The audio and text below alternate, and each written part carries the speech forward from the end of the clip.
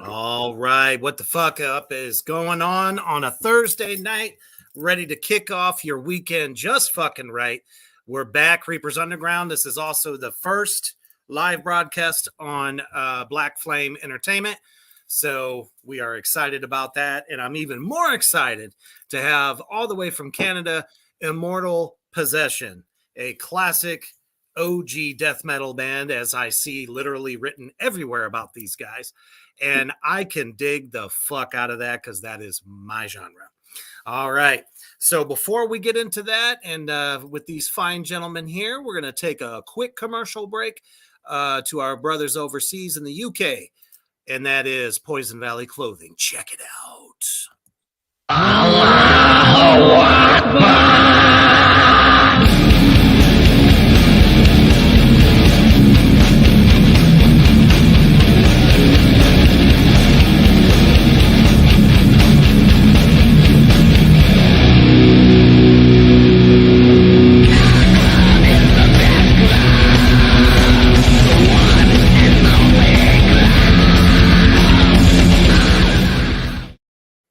Right. That's right. If you're looking for some customized horror designs or a fan of any of the bands that are represented by Poison Valley, check them out. Excellently low price, fast shipping, and high quality. So check them out on Facebook. All right. So welcome, Kyler. Welcome, Rebecca. Glad to have you. We have viewers that'll be popping in here and out. So as they come through, I will definitely let you all know. All right. So before we get started, share the shit out of this. Share it anywhere and everywhere. I don't care if it's a death metal group or personal page. I don't give a shit. Share this out now because we are in the presence of one of the, I'd say probably the best death metal bands I've heard in a long time. All righty. And including y'all there, Immortal Possession. You guys can go ahead and share this also to any of your Facebooks. Doesn't matter. All right. How are y'all doing tonight? Good. Doing good, man. Good. Awesome. Yeah. Fantastic. Trudging through the snow. Yeah, it's snowing outside. You know, I was just going to ask about that because here in the States, things have been fucked up. Yeah, we just went from like having summer weather to suddenly, oh, there's a tornado coming. Oh, there's hail dropping. All in the span of 2 days. And I'm like, what the fuck? Yeah. Hey, man, no, I'm just kidding. The locusts. I'm just kidding. Right. This March, 75 years or something like that. Good. Yeah, yeah, it was a little warmer today. It'll be warmer tomorrow, though. Keeps the beer cold. Exactly. Yeah. Speaking of which, I'm drinking Canadian's finest Black Velvet. Oh, you know, I would be drinking Molson Canadian, but it's not on sale. So I bought the best. We bought beer. We bought the Coors. Coors is on sale. Back when I used to just drink beer and like nothing else, Coors Light was like my go-to. Either that or anything that was import, especially Triple X and Molson Ice. Oh God! I used to drink fucking Wildcat, man. Wildcat was the shit. I drink Old English, man. Oh, there you go. Yeah, you're taking me back to the late 80s now. Yeah, it was one bottle and like done. Yeah. Liquid lightning. 40 hands. Yeah. Bad news. Liquid lightning. Yeah.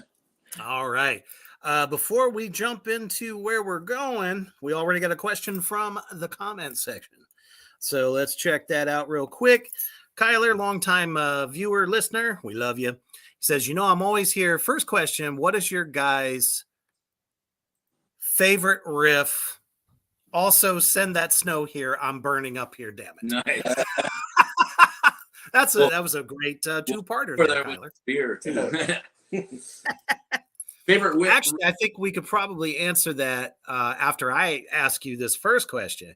Okay. You guys founded in 1989. Yeah. Okay, so that is correct. We're talking about a 20-year career here. Everybody out there in Black Flame land. So We were one of the hardest things I've been able to try to find is any of the other records. Now, did you guys move between different labels or?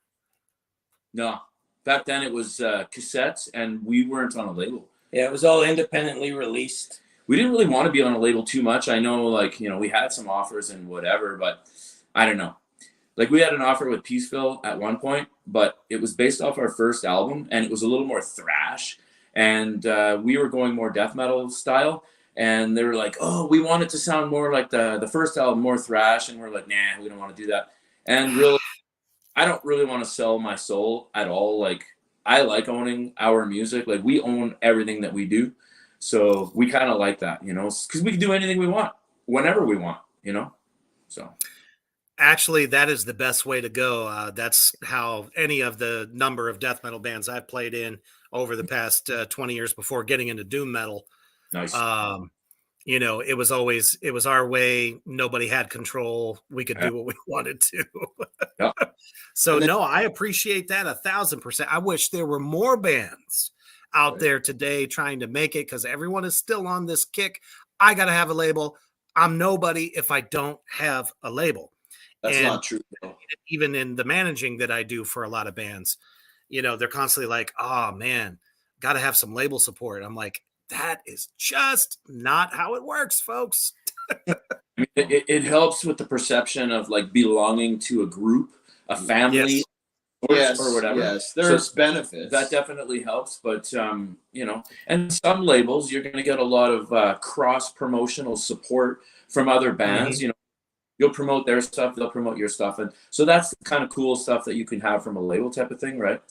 So you'll see, and if the label puts out ads, you'll see your album cover alongside other people, which us growing up, me and John, especially like in the late 80s and the 90s, we would see, like, I saw an ad of Deicide, and it was like Deicide and then Morbid Angel and all this. It's all like, oh, that's a good band, that's a good band, that's a good band. You buy it all and then you listen to it and it becomes, part of your diet. It's an affiliation sort of thing too, when you're looking at all these bands and you're seeing all these stacked up, like right side by side. Metal Maniacs magazine, that's how I found out about a lot of death metal bands, actually. Yeah.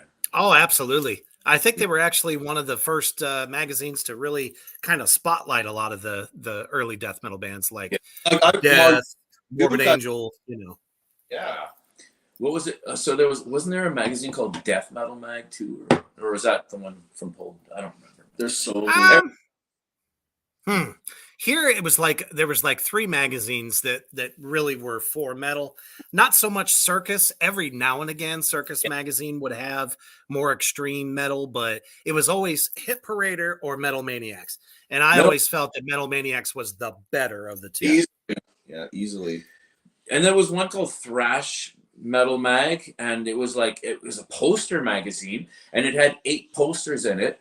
And like, I remember having a Metallica one, I had a fucking Phantom one, and then I think Megadeth and Anthrax and all that shit.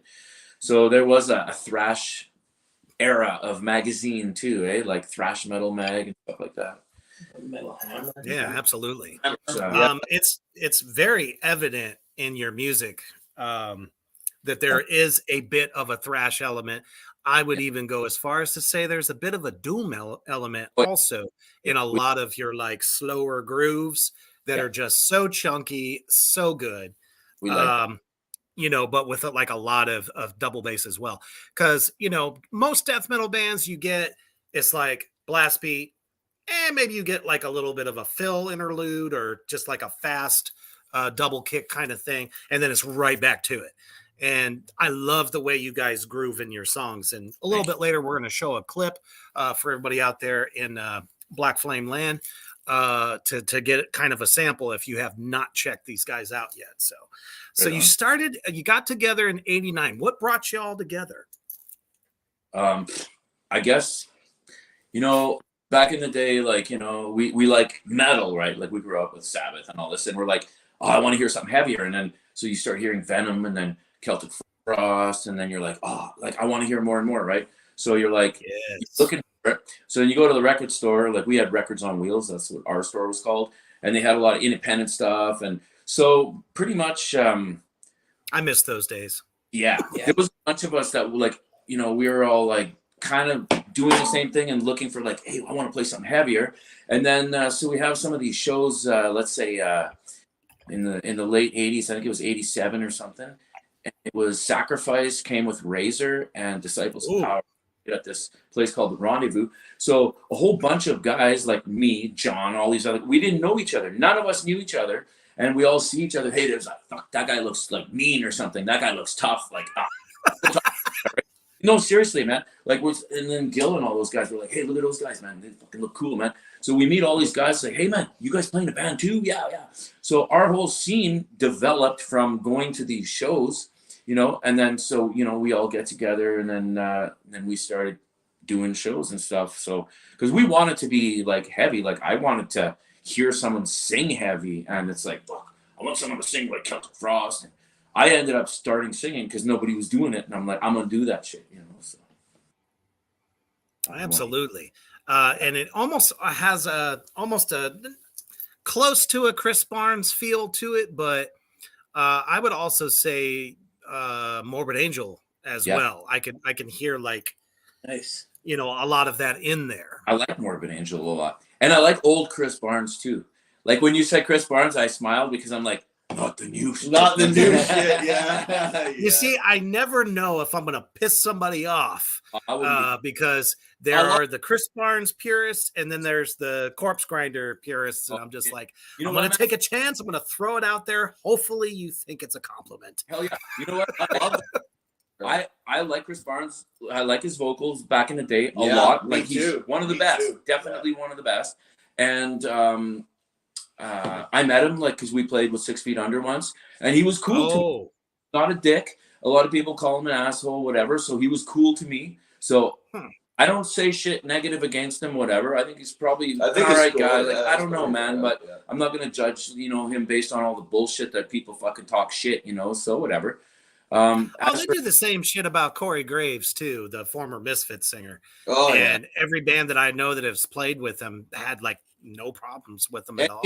Extreme righty is gonna get some sort of flack online these days. Yeah, for sure. Yeah, that's why fame is really not that important. It's great to have a legion of fans, especially in the underground, which is what Reaper's Underground is all about, the best in underground art and entertainment. So we have a core group of fans. Anything outside of that, if we stand out, it's like I usually shy away from shit like that. And some of the bands I've been in, so it's like I'd rather stay underground, to be honest. I mean, as long as your music is getting across the world, and in these days it's easier than it ever has been. Yeah, for sure. I don't know if you guys have ever used like DistroKid. Yeah. Okay. That's what we use. We put all our stuff out on there. But and Bandcamp. Shit. That's another great place. Bandcamp's great. Yeah, Bandcamp rules. I love Bandcamp. But they don't try to take all your money. No. And not only that, you're getting high quality file through a FLAC file. Yeah. Which super fucking important. Yeah. All right. So as you guys got together, how did you guys evolve?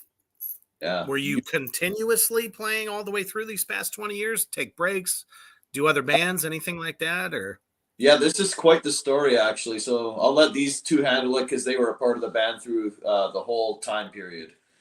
Awesome. Yeah. Well, we were session, and then what was it in about? What was it? 95 or 6 or whatever. John started a family, so he fucked off from the music scene. Is that not correct? Well, no. Go back to the beginning. Go back. Put that right out there. He fucked off, man. Let him This one. So for starters, I was playing in a thrash band with you're our going way back. original guitar player, Right. and we had met Chuck at the record store or a show or something. Huh? No, I'll go far back. Okay, put it this way. I'm from the country, and actually the other guitar player guy, the guy that was in a band with John, is also from the country, kind of close from where I live, whatever. I was in the mall with my girlfriend, and he was in the mall with his girlfriend, and we were actually in a lingerie store. We were shopping for lingerie for our girlfriends or whatever. I love it. It's funny. I'm wearing a leprosy shirt. It's a white leprosy shirt from Death, right? Nice. White shirts, but this one was cool. Had the yellow logo. It was nice, right? And then he goes, "Oh, Death." He goes, "Look, we're looking for a singer guitar player." And I'm like, "Hey, I'm a singer guitar player, and I sing death metal." And it's like, and back then, man, it was like 89 or something. It was like really rare because nobody knew what death metal was or whatever, right?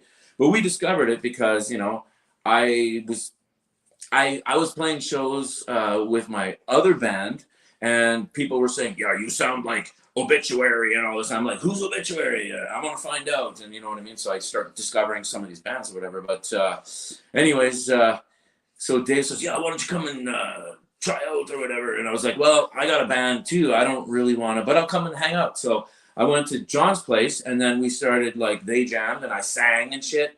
And then that's when, like, you know, it was like, "Oh yeah, fucking." I was like, "Yeah, these guys are good and stuff," but I didn't want to leave my own band, eh? So then Dave wanted to come over here, and then at that point, me and Dave, he joined my band, and then I had a bass player who was my buddy at the time, my cousin, whatever.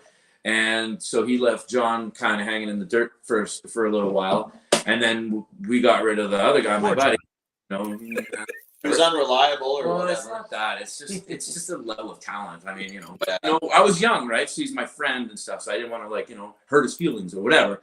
But then, you know, we got to do what got to do. So then John comes in, and that's when we had Brian, as a drummer. Yeah. So we were a 4-piece, and that's when we started getting together, and we wrote the songs, and we recorded our first album at Bedside Recording Studio, which is a friend of ours, Len Milne. He's from Winnipeg, and he's got a really wicked studio right now. Very nice room. It's Very just nice killer. room. Back in those days, though, it was at his house in his basement, and that's kind of how we started. And it was That's all awesome. Yeah, it was all pretty much like it's like analog. It was 8 tracks, 1/4-inch tape. So we only had 8 tracks to work with. So we had to do everything like pretty, like, you know, in one take as much as possible. On you the know. fringe. Oh yeah, guerrilla style. Nothing, you know, that kind of shit. Yeah. Mm-hmm. Whatever. So we did that first album, and then I think a year went by, right? And then that's when we did our next album. Well, because we had wrote like a shit ton of music when we first got together, so it was like after the first album was done, it was like we're already writing material and had enough to release another one. Yeah, the first album, like, I mean, it was a cassette, right? So I don't know. People call it a demo or whatever. It doesn't really matter. Us, it's our album. It doesn't matter, right? So Absolutely. we did send it to people, right? And that first cassette is the one we sent to, you know, Relapse and all those places. And it was Peaceville. It was actually Hammy that fucking liked us a lot. And At Peaceville. yeah, at Peaceville. And he wanted to sign us. So it was like shit. But then, based on that first album, which is kind of thrashy, kind of. Yeah. And we started recording Delicacy of Disease, our second album, which is more death metal. And we sent that to them, and they're like, "Oh, we kind of like the first album better. Can you go in that direction?" We're like, "No, we don't want to go in that direction." Imagine his surprise. We don't care. Yeah. And we did get an offer from Osmos, but the deal was shitty, and we're like, "What the fuck is this?" We had to sign away our rights to everything. Just So give everything away. Oh no. No. All these other bands, like even Enslaved, I don't think they owe any of the rights to their Osmos. I don't know, but it was so bad, and it was like, it would have been popular and famous, but I don't give a fuck about fame. I give a fuck about my soul, my spirit, like the music keeping the integrity no matter what. Yeah, the music we make, dude, is our babies. Like, this is like, for me, it's my legacy. It's like, you know, I don't have kids. These guys got kids, but I don't have kids. So my music has to be what remains for me. It's my legacy, right? So I want to make sure it's fucking kick ass. And that's why I got these guys in the band. They're killer, as you heard. Out of the 5 records, I mean, I've always there's nothing more honest than that. I agree. How many times do we see Metal Injection and some of these other metal news, reporting places that are constantly saying, "Oh, so and so band is, in a legal battle with, their former label or something like that." It's like the last 20 years, these labels have just been literally screwing over so many metal bands, and that's not just, yeah. And it's not to say that, all labels are bad, but there are a lot of them that are have that like 1950s mentality. I'll give you the fame, give you money, get you out there, get you on big tours. But in the end, you try to leave, all this shit's mine. And it's like, bro, it's how like are you supposed to recover from that? like And the thing is, they give you a big loan. They They don't say, you're signed, but really, it's They just have a you by That's the- the worst part. huge loan, right? they have you by the balls. And then you got to pay it back, and you got to pay them back before you could make your money back. So it's Correct. All 3 of us personally know a bunch of people in the industry that have been screwed over by labels.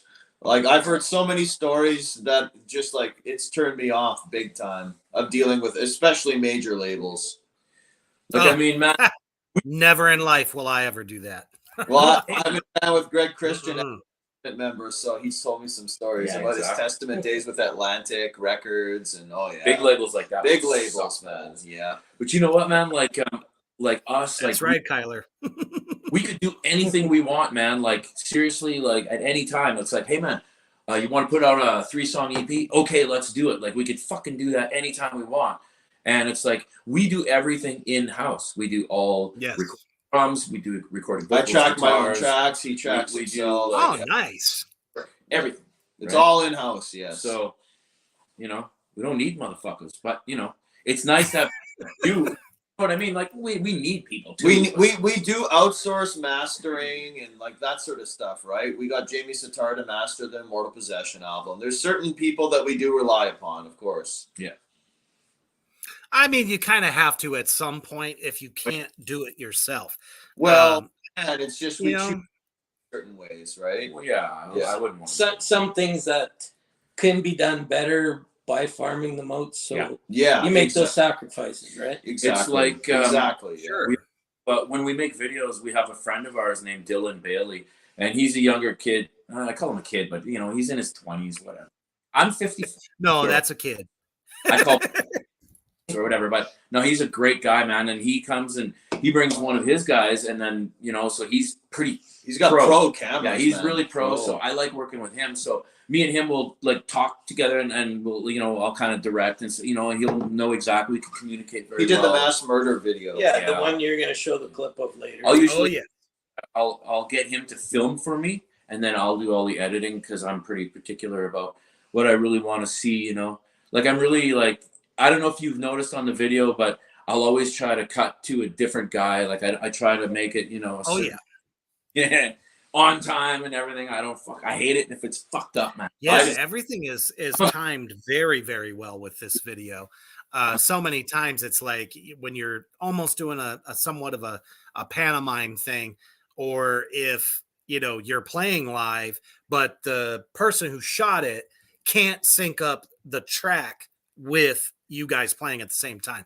It drives me fucking nuts. Oh yeah. man. Drives us insane, Yeah, man. we can't stand that. You know what, man? I don't Sometimes blame him. a video to Facebook and it'll fucking lag, and I'll be like, no fucking Instantly way, man. delete. Instantly delete. It's like, fuck that, man. Yeah. We're suckers for that. It has to be lined up perfectly. Yeah, I hate that shit, man. No, there's nothing wrong with that because that shows professionalism, dedication, and belief in what you're doing. Fucking right. We're in the era of the lyric video, which again, I'm not totally against them, but let's face it, most of them suck. Music videos are way better. I agree with that, but There's some pretty. just like for me personally, there's a few really good ones. For so, me yeah. personally, my lyrics are really important in Votov. Oh, Not very Immortal. much so. I know we're talking about Immortal Possession right now, but in the other band that we play in, Votov, they're very, very important. So I like to have lyric videos so that people can actually read the words and see, oh my God, what's this guy saying, right? Because I pronounce too. But Immortal Possession, it's like, you know, more about religion, you know, Religious something hypocrisy, whatever, right? gore, So I don't care as much, and it's different era of writing lyrics for me. Those are old songs, right? Whereas in the other band, there's newer lyrics which are like really good compared to these. These are a 24-year-old that was writing those, or a 22-year-old, however I was, and now I'm like, you know, smarter. So. Oh, we're definitely going to get to Votov in a bit because I figured out that connection because I think we have a mutual friend. You know, he goes by Kober, Brad Koberinsky over there in Canada. He runs the Stone Deaf radio show. Him and I have been we become friends since I was in Black Tar Superstar, and he was pushing that stuff, and now he's starting to get with my latest project, Iron Serpent. And when I put the ad out, he's like, "Those are my dudes. Votov rules," and I'm like, That's "There's awesome. a connection. Okay, there's something else there. Killer." Right. So we'll definitely get to that. Right on.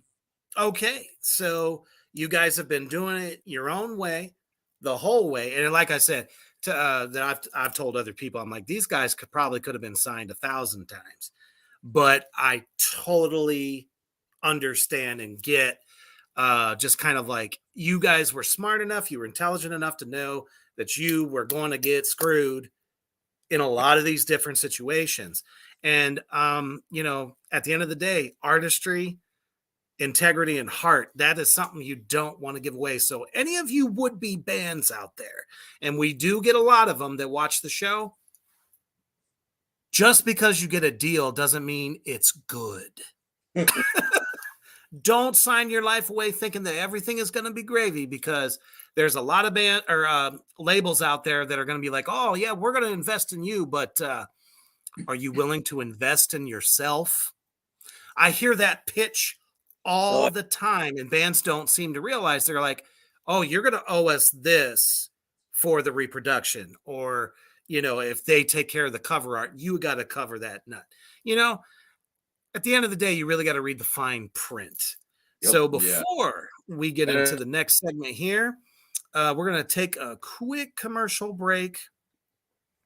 And of course, I'm looking for it. Over to the latest single out with Iron Serpent right now. It's just reached almost 1,400 views on YouTube for God's Weep. Check it out.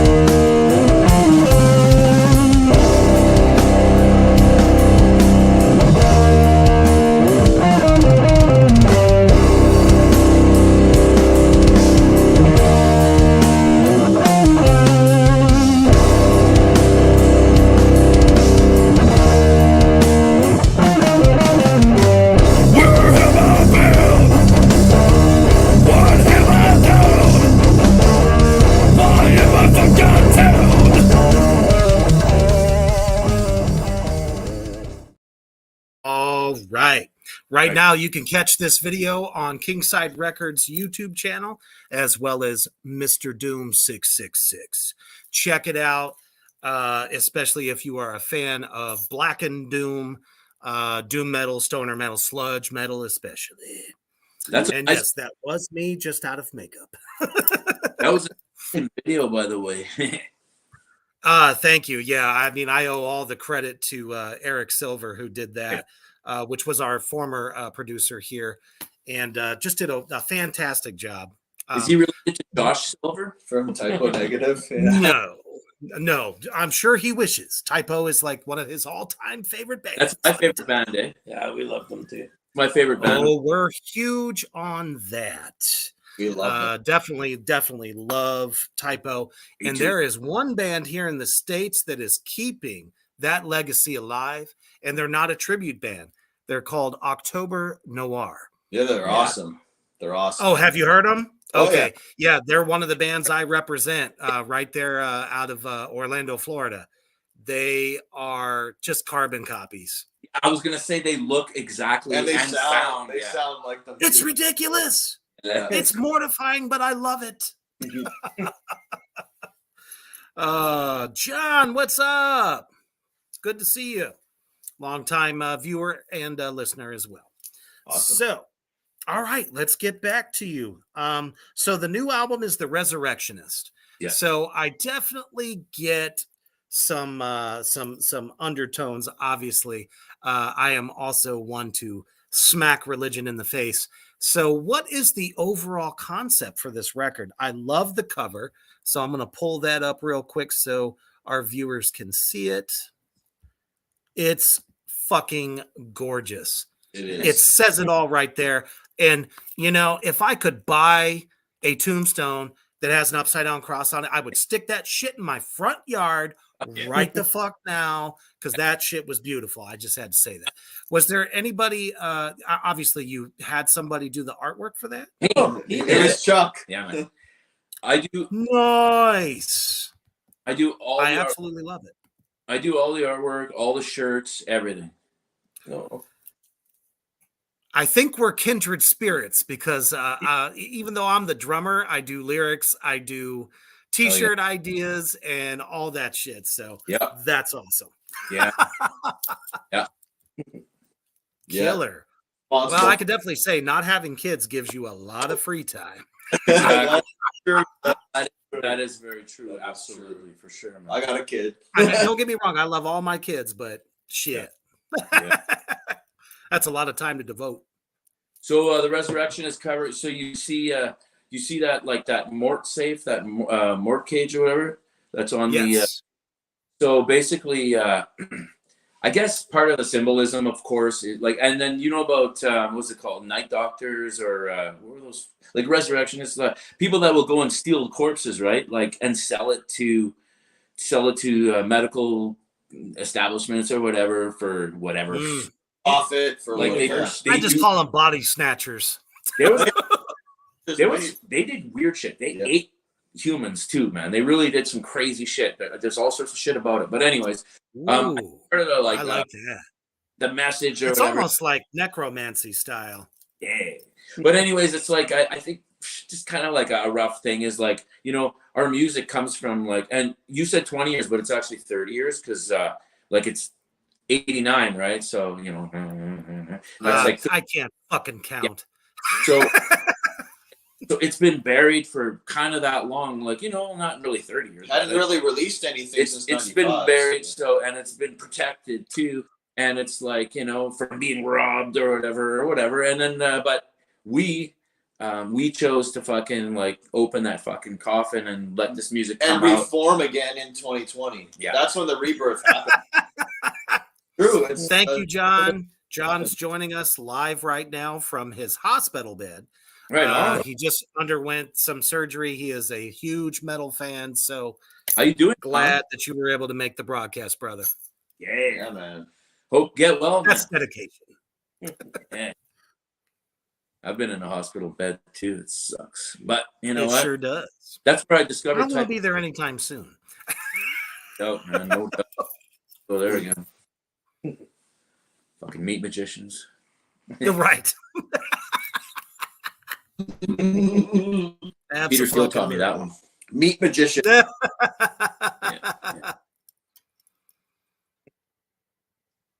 Continue on, by all means. Oh yeah, for the artwork. I don't know. Well, the concept, all that stuff. Yeah. Yeah, we always So get we comprised this album of songs from the first 3 albums. Yeah. Oh, okay. Which was track 9, Class Warfare. Yeah, we wanted to re-record all the cassettes. Like, everybody's been bugging us, like, hey, release the old shit, and we don't want to fucking release the old shit because it's. I don't blame you. Like you know, honestly, like, we know we could do it better. We do our own shit now, so we're like, Exactly. we got a fucking wicked drummer here, and we can record our own shit. So let's make it sound how we want to make it sound, and it sounds exactly how I wanted it to sound. I'm fucking happy with it, right? If anybody hates it and they go, oh, it sounds like fucking not modern enough, fuck them. I don't give a shit. I don't like modern shit very much. Like, I don't. I don't either. I like raw sound. I like it fucking mean and raw. Like, I like death metal sounding like, I don't know, a little bit like this, not fucking. And it's not studio doctored our stuff either. Yeah, Like, we try not to Right. do that. It's definitely old school, like performance. It's all about the performance. We try as much to stay like that. That's why we did the DVD, like the Immortal Possession. Just to prove we can play live it, DVD. yes. We did that so that and it was actually supposed to be live on the internet, but something happened. It was some European thing, I think, right? Yeah, we had this guy that was going to do a live stream for us. Our label was hooking us up with this guy. Yeah, so we were going to do this, and then and we thought, well, you know what? Like, something happened where it wasn't going to happen, so we said, fuck it. It was and during the pandemic. I knew this was going to fucking happen, so I says, let's do it anyways, and we'll record it so that we could put out a fucking DVD and capitalize on fucking the occasion anyway. That's even better. Yeah, exactly. So it didn't happen. Our DVD sold quite so we're well. like, yeah, you know what? I'm gonna fucking, so when we filmed it, we did 2 takes of the entire DVD. Was like 13. It was an hour-long set. So whatever it was. So right? 2 hours of pure playing. Yeah. So we did two takes, like we did 2 full sets, and I ended up using the entire first set except for one song. I used the second take or whatever, but we played fucking killer, man. And I was like, fucking man, I'm so happy. He knew that we had it in the bag. We got this in the bag. So the second set was like, whatever, man. Like, you know what I mean? So, but it was. I totally get that. Yeah, and we had our buddy Dylan come in, and he filmed. We had another camera going. We had the cameras on our guitar. We had 2 really nice cameras going at the same time. Derek had his behind. Footage we used a lot of, right? Yeah. So I think we had 5 cameras running, and I got to fucking choose all the angles, like, and straight live, like fucking, like right fucking real life. You know what I mean? So, and that's what we sound like, and it's like I want people to see that because everybody can fake the shit out of everything nowadays, and it's like, you know what I mean? Like, come and see us. Oh yeah. Come and see us live. We play like that, you know? Because I've seen bands. I've always said the mark of a great band is the one that can reproduce the record live. Correct. I don't give a shit how well an album is produced. Yeah. If you can't do it live without, too much electrical help, it just doesn't sound right. I can name so many fucking heroes I've heard in the past where it's like the record was banging and you saw it live and it's like, wait a minute, this just doesn't sound the same. Now, there are some bands that can do it, but you can always tell who had like all those little extra, soundboard guys making you sound better. Especially when it comes to vocals, Yeah. So I can relate to this 1,000% because my first tour with Black Tar Superstar was a live stream tour during the COVID era because we got signed during that time and it was like, but you can't play shows. Yeah. How do you get out there? So that's what we did. The GoPros and shit like that was super fucking cool. Yes. Unfortunately, we had to rely on a sound engineer to like mix it after the show was done. Right. But it was a blast, but boy, was it fucking weird. It is weird. It's So weird. taking you out of your element, basically. Like, you know what? We've actually done. There's no energy. No. You know what? We did with Votov. We did a live. What was it? Red Tie. Red Tie Live. Red Tie Live on Facebook. People could search Red Tie, like REDTIE, Immortal Possession. It was Votov. Sorry, it was Votov. And that was awesome too. 2020. And that was that makes sense. Yeah, and that was like that wasn't the first metal show. We actually played the first metal show. What was that? The first metal show In North America. in North America after the first wave of the pandemic. But wasn't so? It was like that. You guys suffered the hardest too, as far as like the COVID restrictions. Yeah, it was filmed live by the Village Idiots. That's right. We did film live by the. We did some stuff I don't even remember. We did quite a bit. Yeah, we never stopped. During the pandemic. During the pandemic, we just kept jamming. We just kept going, man, because it's like. What the fuck's a lockdown? We just kept doing it. Sorry, but I'm gonna continue playing music because this is That's what we did. We actually tracked the Resurrectionists during all of that. Yeah. Oh, that's badass. Yeah. And so there you go. We got something fucking done that's worth awesomeness to me. Like to me, that album, man, I love it. That's one of my babies, man. I thought, thank you. Like, I'm gonna hug you. That was the put up or shut up period of time for metal bands like us, because you know there were the ones that just sat back and well shit, I'm just gonna lock myself away and write, or the band continues to secretly gather like a coven and get shit done, and that's really cool to hear. Yeah, I know bands that have like they stopped rehearsing for 2 years like straight.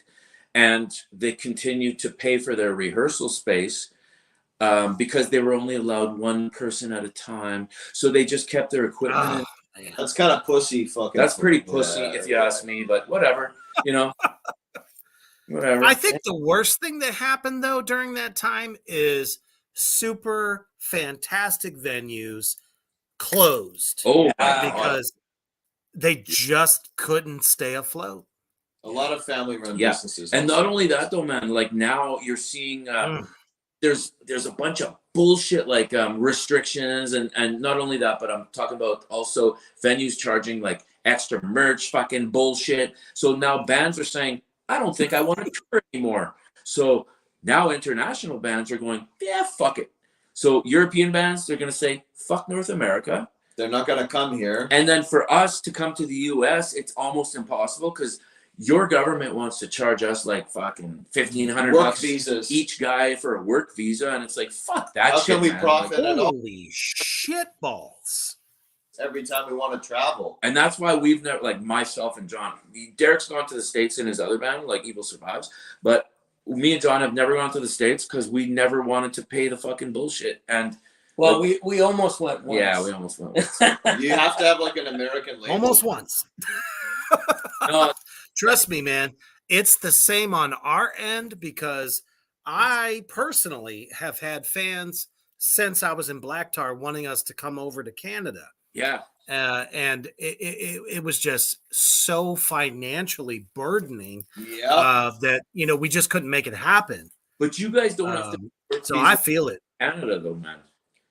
That's true. See, but passport fees, though, I don't know.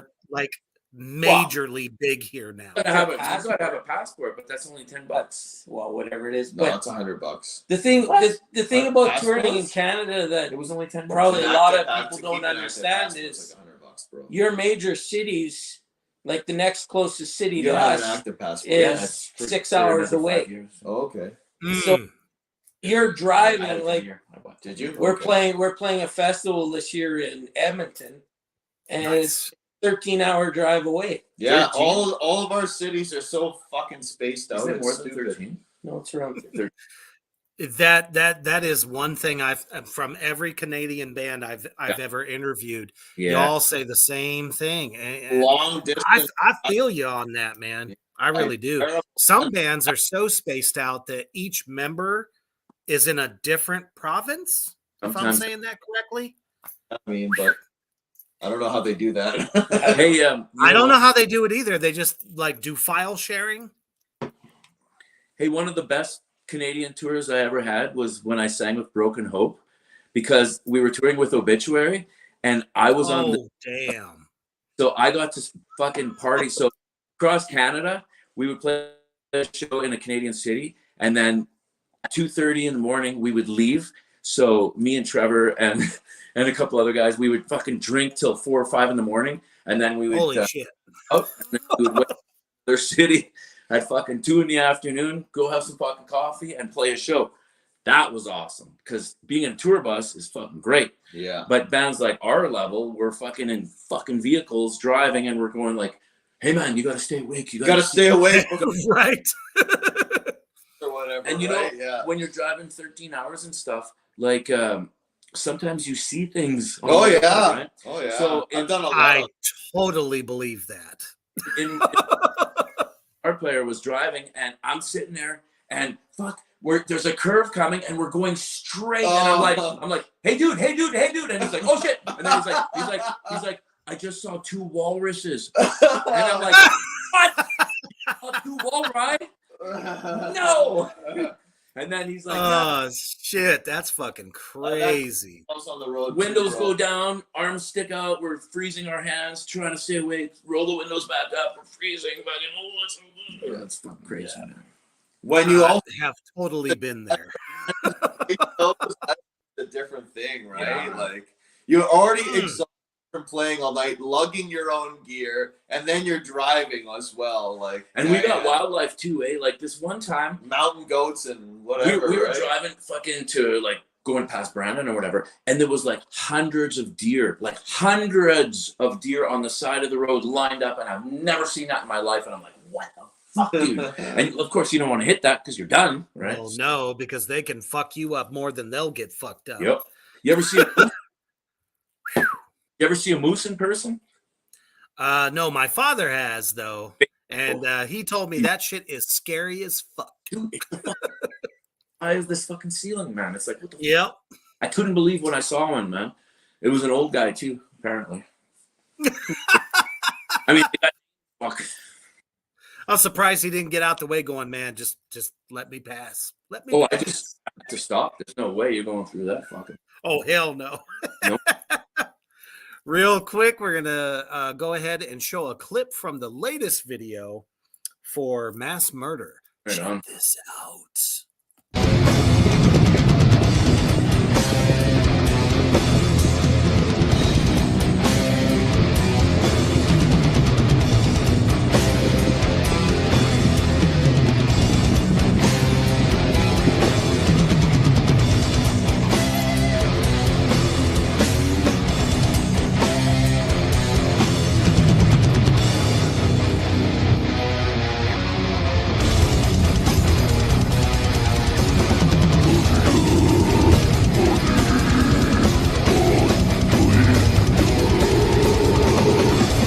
On the GoPros, All right. we didn't have any of that. So, if you don't know by now, these guys fucking rock. And I don't just mean rock, I mean rock fucking balls. If you are a death metal fan, even, a thrash fan, even across the board, Immortal Possession is the band for you. The album is The Resurrectionist.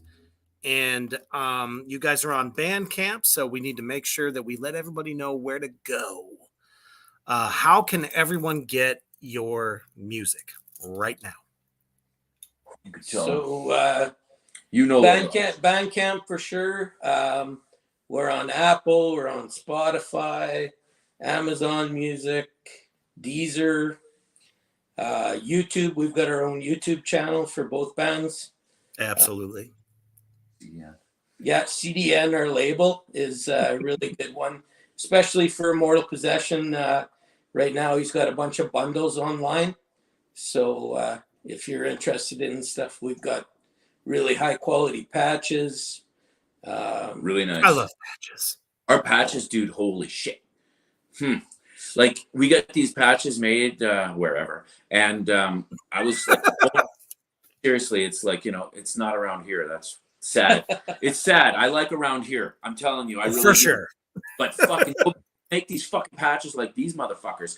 They're so tight. The stitching is beautiful. It's like Wow. holy shit. This is like, like pure, like nice. Like, you've seen nice patches, obviously. Yeah. Fucking, you should grab a patch and fucking stick it right there. I was about to say, I need to have this on my vest. I must have it. Yeah. For real. Oh, So you heard it here, folks, out there in Black Flame Land. Patch too. We got a giant, a foot long Votov patch, and that one's killer. I'm putting it on a hockey jersey. Nice. Killer, man. That is very appropriate. Dude, I'm gonna put a Votov patch on the front of the jersey, and I'm gonna have a Votov here, and another Votov here, and then I'm gonna have a 3, and then a 6 on the back, and a 9 right here. Show them the sticker. Nice. That's my thing. Kyler says, see, I always appreciate new music because I need a good mix. I've been looking for some heavier stuff, and I'm excited to listen to you guys tomorrow. John, cool. That's awesome, Kyler. Check this out. This is one of the patches. Oh, yeah. Yeah, I definitely got to get one of those. I must have it. It's got the the glue on the back there. And it's really Absolutely. nice tight threads. good tight threads. Yeah. Votov sticker. This is a beer called Standard Lager. It's a Manitoba Canadian beer, but it's now Nice. business. It was over 100 years old. And you know what's funny? I don't know if you notice about the Votov logo, but if you put it in a mirror, it's going to be the same thing. Yep. All right. You can turn Totally appreciate that. You can turn it, see through it, which you can't. Need my dad roll. Right? So let's actually talk about that for a second. So are all three of you part of Voltov? We are Yes. both of. Yeah. We are. So Okay. tell them the rest of the story, basically. I must have it. Okay. So anyway. Here's the rest of the history. Yeah. Okay, so when Immortal Possession was like when John was gonna have a family or whatever, he stepped away from music, and I started Psychotic Gardening, which was a doom metal band, and it was like a 6-piece. So it was a keyboard. I sang and played guitar. Nice. There was a singer. There was another lead guitar player, a bass player, and a drummer. Vastly different from Vote. Oh yeah, very different, very different. And so we did that for a while, and then as I've done a whole bunch, like I've been in other bands and all that shit, but that's irrelevant right now. So after Psychotic Gardening, like John came in and joined. A couple of guys left, and this and that, and we got down because our keyboard player moved to Dubai, and he's a huge rock. Holy shit. No, I mean, that's a hell of a jump. He's on. Yeah, he plays in a cover band, but they played shows with like huge name Isn't he acts. signed to Sony Records? Yeah, he's on, like- he's in a What major. the fuck? He was in Rolling Stone magazine. Damn. They're called the Box. Yeah, they're called the Box Tones. Our friend's name is Will Jansen, and he was our keyboard player. And but he got this opportunity, and he went out there, and he's been out there for like 12 years or whatever. Like he's doing well. So He must be we lost good. the keyboard player. We're like, holy shit, because that was really integral to our sound. But we continued anyways, and then things fell apart because of other things or whatever, and it came to a point where me and John and the drummer said, fuck, let's start a 3-piece, no nonsense death metal band while we're waiting for, people weren't showing up. And you know how it is. Sometimes people don't want to like pull their weight. Don't want For to sure. jam sessions where it's integral that they come, and yeah. like, you want to write songs together as opposed to being apart. And Yeah. people just lose step, right? So we said, you know what, let's fucking have a 3-piece because, Immortal Possession was a 4-piece originally. And then at one point in time, our drummer wasn't good enough, and our guitar player fucking took over on drums, and he was a wicked lead player, but he was a better drummer than our drummer, so he went on drums, and we became a 3-piece, and Immortal Possession stayed a 3-piece from that point till it was done, kind of thing, right? So anyways, at this point, fucking Psychotic Gardening's happened, blah, blah, blah, and then John is like, his kids grew up, they're fucking past 18 years old, so now he's coming to fucking play music again. And so he joins Psychotic Gardening, and then me and him and the drummer formed Votov. So we're in these two bands. And then Psychotic, we just kind of put it on the side because everybody was fucking whatever. And we did Votov, and then we're like, this is what we're going to do. And then after that, we did that for a couple of years. And then that's when, you played tons of shows. Well, we did lots. We did tons of shows. We did lots, but we were still, as Votov, we were still playing, like we were learning Immortal Possession songs because we were having plans on, let's fucking re-record these fucking songs, man. This is before even I was. Yeah, he was even not even in the band yet. Me and him were in another band called Eam. We were in that band together, and it's a melodic death metal kind of band, really good. Two Yeah, players. it's EYAM. You would really like it. You check it out. It's really good. Oh, I most definitely will. Yeah, you do it. Love it. It's You would good love it. shit, We do a man. Bloodbath cover, actually. Yeah, we do Bloodbath. Like Nice. Eaten. it's Yeah. fucking Eaten. You'll see.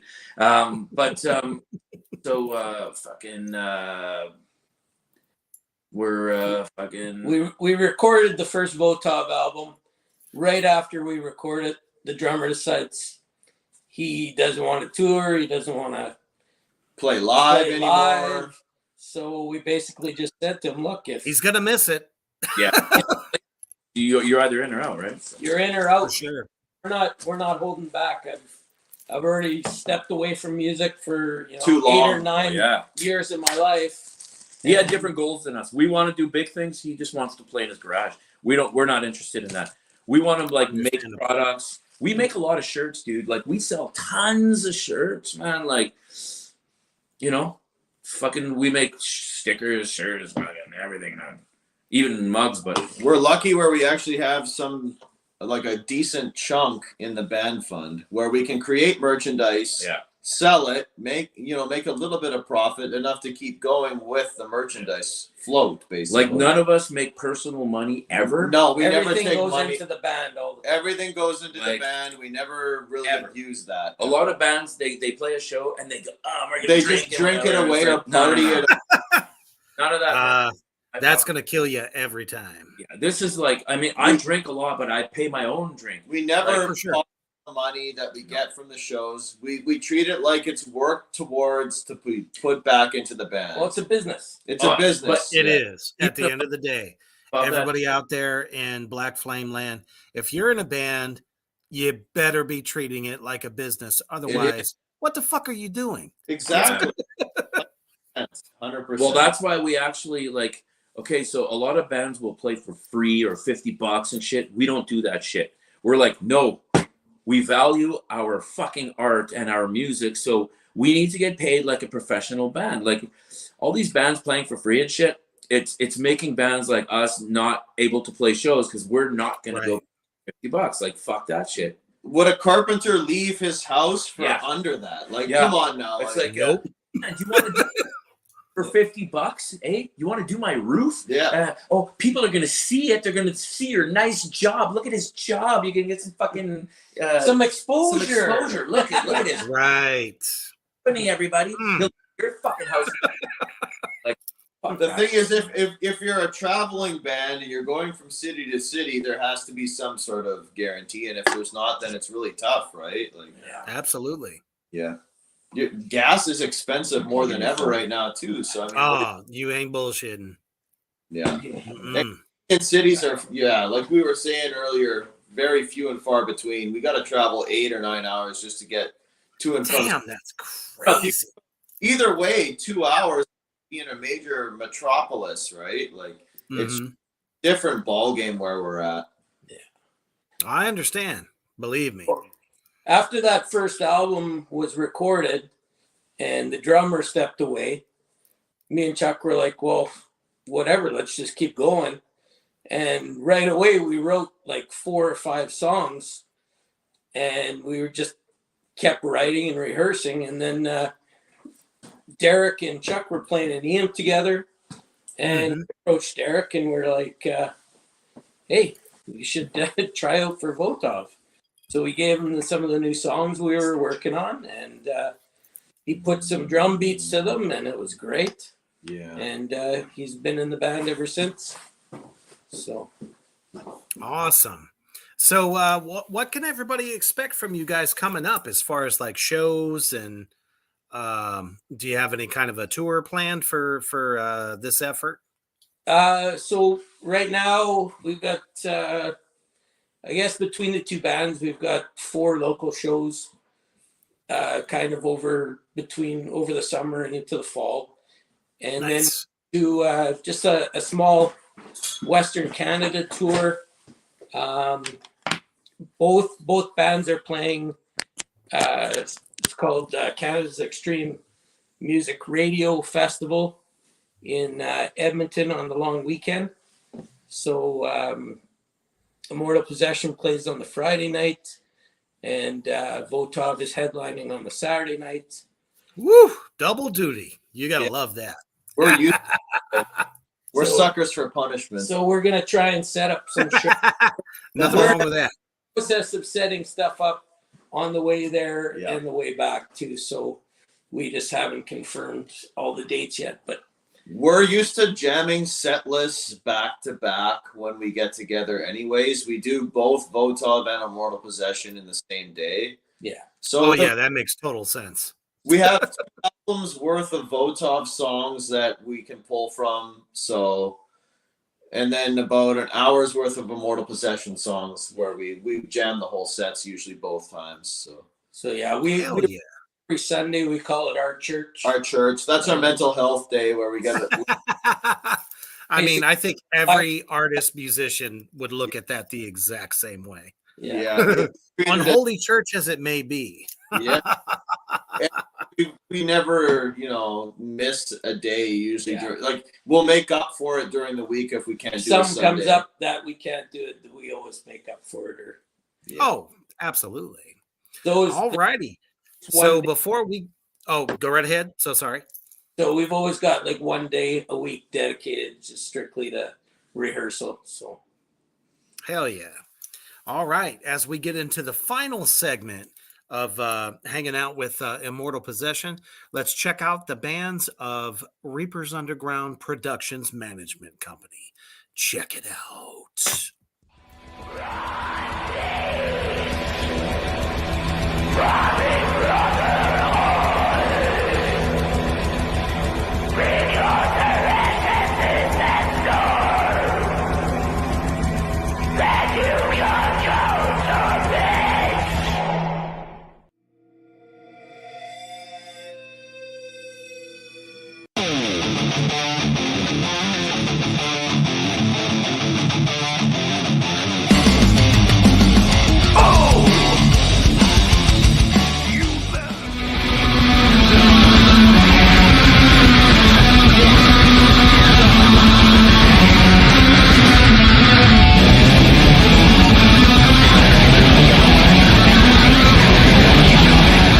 Residents, go in and stay in your houses. Drive the rats in the tank area.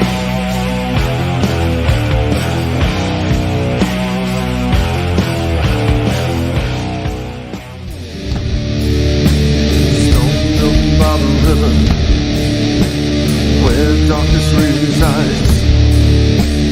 Hopes and all the dreams, know there to die.